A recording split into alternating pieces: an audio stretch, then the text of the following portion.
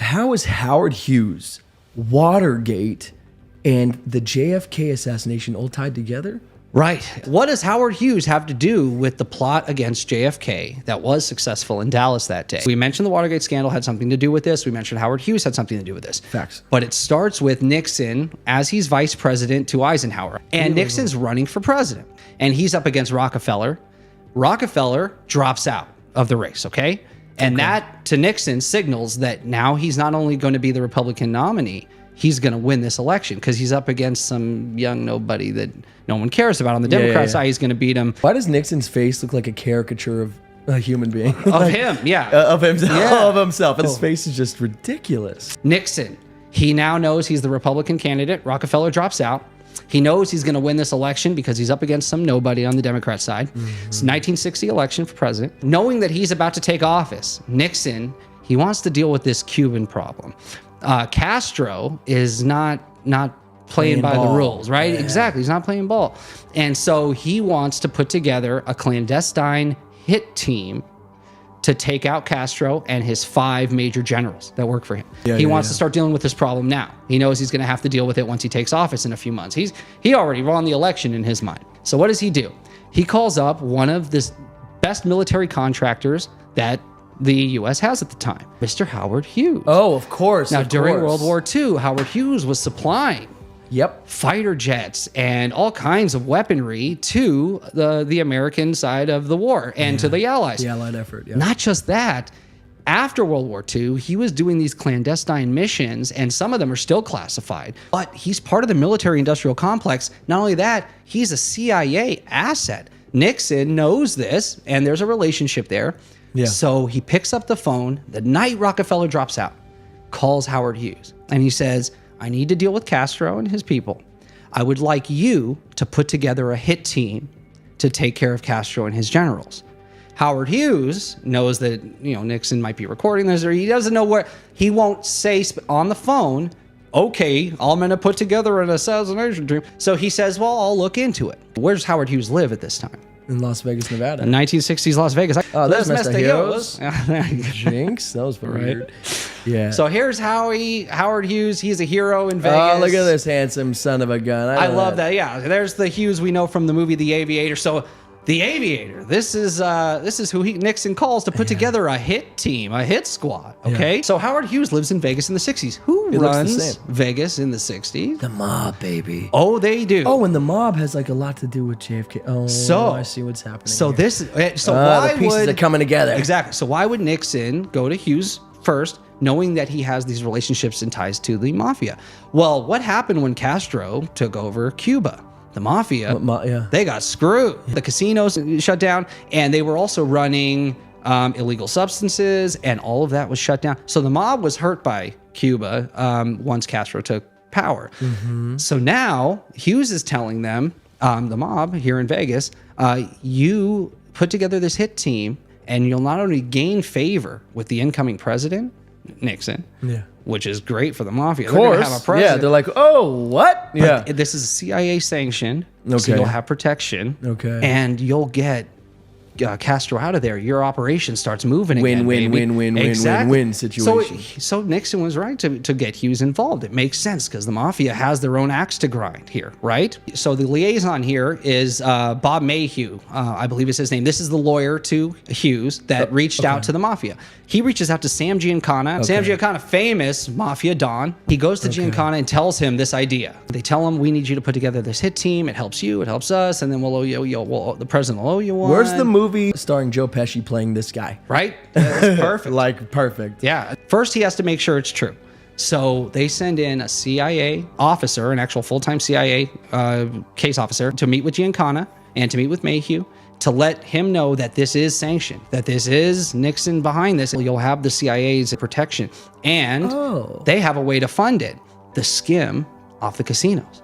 So the skim from the casinos is money that's completely off the books. And that's how they're going to fund this hit team. And because it has to be done in Florida, right off the coast of Cuba, right? So he decides, I'm going to use some of the Cuban exiles for this team.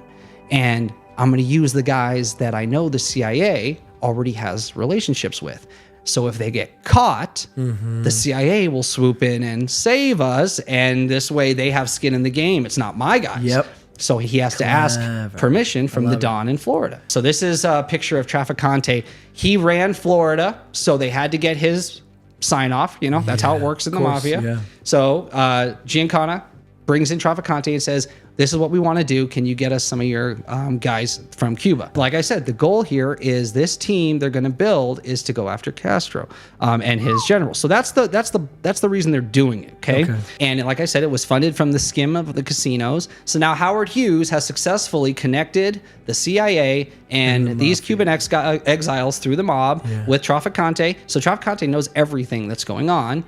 Sam Giancana is out of the picture now. Trafficante takes over. This is his territory. The skim from Vegas. The money goes into New Orleans. From there, it gets funneled into a bank in Mexico.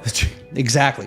That money that's like the bank Meyer Lansky ran and used for hiding his money. Yeah. So this is like a mob bank. So the S Force is the like the special operations team within this group of Cuban exiles that they're building. Remember, they were training a bunch of these Cuban guys to go back training. CIA was training. But this was all done and coordinated by the mafia and Howard Hughes.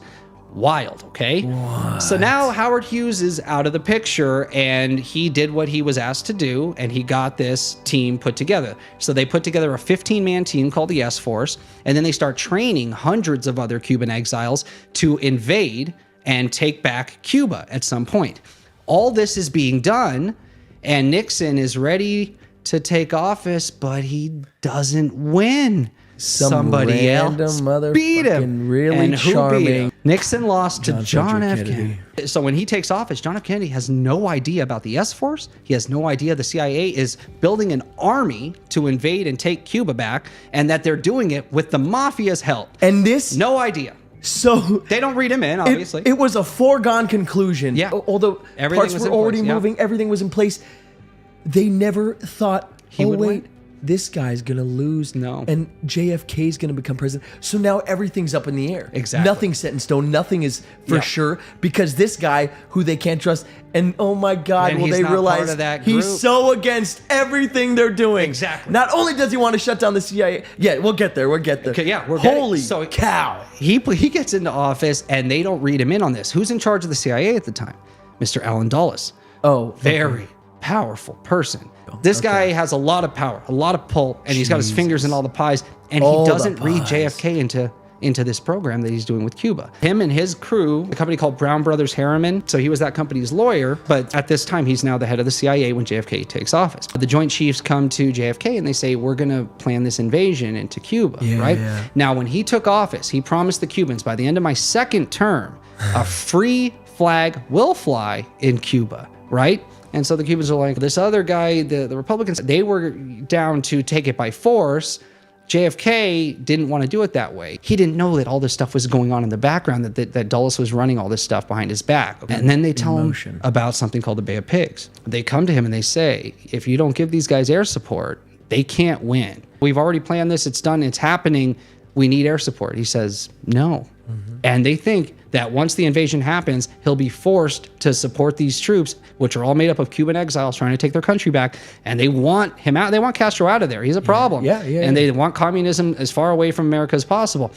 But JFK says, no, I'm not going to send American troops into Cuba. And he already told Russia that he was going to stop clandestine operations against Cuba. And now he has to deal with this Bay of Pigs thing. So when the Bay of Pigs happens, he doesn't call in air support. And now all of the people that they sent in, which included members of the S-Force, are either killed or arrested by Castro. Now, think of who you just pissed off.